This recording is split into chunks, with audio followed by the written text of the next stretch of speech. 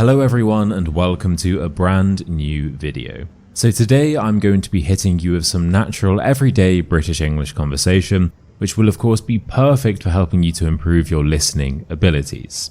Now, as you can probably already tell, throughout this video I am going to be speaking at a very natural pace, which in the UK does tend to be quite fast, so this will definitely be a very realistic test for you. Now, I have also put the link to the full script from today's video in the top comment, so you can read along with me whilst I'm talking, which will make the listening a lot easier. Okay then, are you ready? The mind is its own place, and in itself can make a heaven of hell a hell of heaven. Yes, we're starting off with a quote, and that's actually going to be the vibe for this video. We're walking around this beautiful garden, but the sun won't be the only thing we're soaking in, because we're also going to be soaking in some wisdom.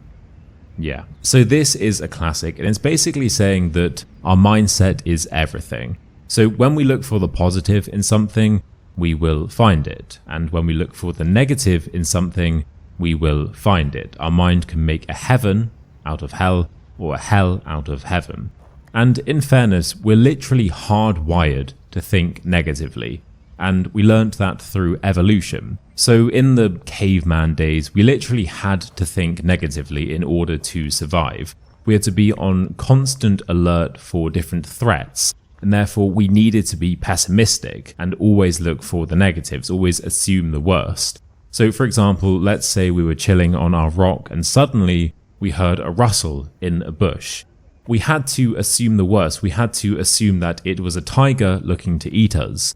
Because if we didn't, then, well, we'd be very vulnerable. And the ones who didn't assume that, the ones who thought it could be something positive, like, I don't know, a cute cat or something, well, they didn't survive. They were eaten. It was only those of us who had this cautious and therefore quite pessimistic mindset that actually made it through evolution. But we don't need that anymore. We're not in caveman days, thankfully. And that's good. So I just think this is a nice quote and a message that I personally need constant reminding of. Okay, quote number 2. We have 2 lives, and the second begins when we realize we only have one. Yeah, so it sounds very cool, but what does it actually mean? Well, I think it's referring to the brevity of life, so how short or brief it is, and how that should change how we actually live on a day-to-day basis. Most of us, myself included, of course, live the first life on autopilot, so not being present enough, not taking enough risks, just assuming that we'll have more time later. Then one day something hits us, maybe a birthday, maybe a loss, a scare, whatever, and we suddenly realize, oh wait, this is actually my only life. The clock is ticking and ticking and ticking. I will never get this time back. Once it's gone, it's gone.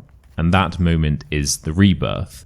So according to this Chinese proverb, that's when the second life begins, when we start living with urgency, presence, and gratitude, and when we finally start to take the risks that we've been avoiding, because now we truly understand that this is it. So it's a nice message, and also it's quite a clever quote as well. Very pithy. Anyway, quote number 3, and this is a banger. Unspoken expectations are premeditated resentments.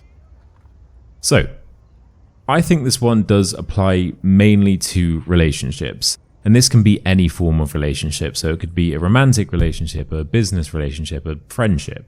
If we go into these relationships with expectations that we haven't told the other person about, so unspoken expectations, we are basically setting ourselves up to be disappointed. Because if the other person doesn't even know what our expectations are, how on earth can they possibly meet them? When we hold these expectations silently inside, we are creating a situation where the other person is unlikely to meet them, and therefore that will cause us to resent that fact and eventually resent them, even though they didn't even know what we were expecting in the first place. And that resentment was already preloaded or premeditated before anything even happened. The resentment was planned the moment we decided not to communicate our expectations. So I'll give you an example. Let's say a girl meets a guy and she expects him to dry the shower after each use. If she doesn't tell him about this expectation, if it's an unspoken expectation, then the guy won't do it. I don't think many guys are that switched on when it comes to bathroom maintenance. Exhibit A, I'm pointing to myself right now. And therefore, she is going to resent him for not doing it, even though he didn't know that he should be doing it. That's a very basic, generic example, but it can be applied to any relationship. And listen, I'm definitely not a relationship expert at all, but this one seems pretty logical. Quote number 4. We suffer more in imagination than we do in reality. So this is a simple Stoic banger from Seneca himself. Now, I don't know about you, but I personally can't count the number of times I've been really worried about something and pictured all of the things that I thought could or would go wrong, and actually lived out those thoughts and therefore experienced all of the negative feelings that come with those thoughts as if these things had actually happened, just for them to never actually happen. So how many worries have you had that never came into fruition? I'm going to hit you with another quote, actually. This is from Mark Twain. I've had a lot of worries in my life, most of which never happened. And I don't know about you, but I used to worry about everything. And 99% of what I worried about never actually happened. But I still wasted all of that time worrying and feeling those negative emotions as if those things had actually happened. And that's what my boy Seneca means when he's saying, we suffer more in imagination than we do in reality. Anyway, let's do one final quote, shall we? And this one sounds very simple, but just let me explain it because it's honestly amazing. It's such a brilliant idea. Okay. This is what hard feels like.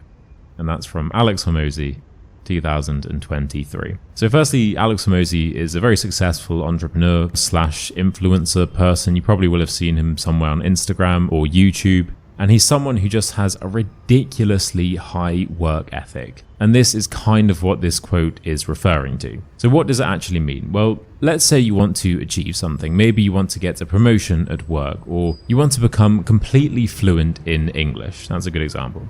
So before starting, we knew that this thing was going to be hard, right? So let's take the learning English example. It seems quite appropriate. Let's say your name is Lucas. Maybe you are from Poland, no? So when you made that decision, you would have said to yourself in your head, okay, Lucas, we are going to become fluent in...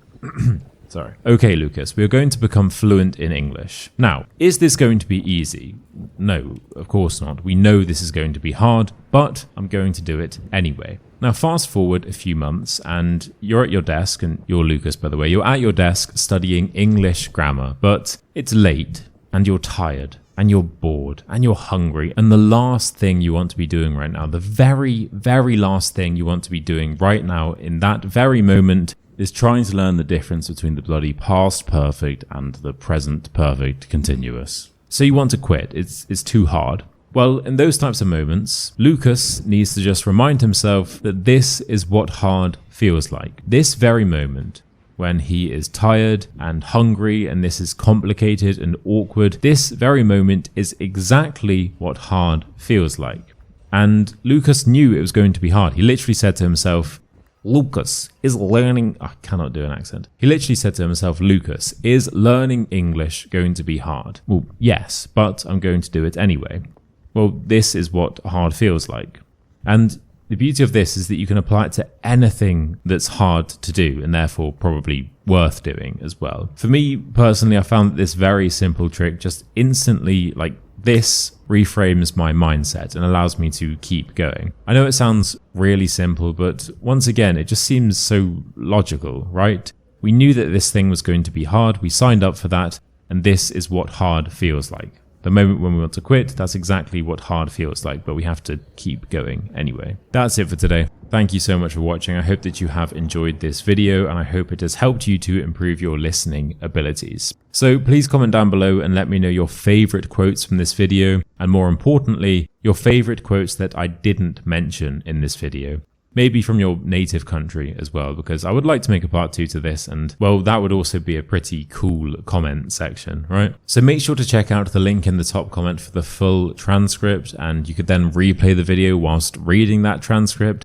and that is really going to help with your listening abilities. And I've just thought of this, you can also replay the video and pause after each sentence and then repeat the sentence after me, copying my voice exactly.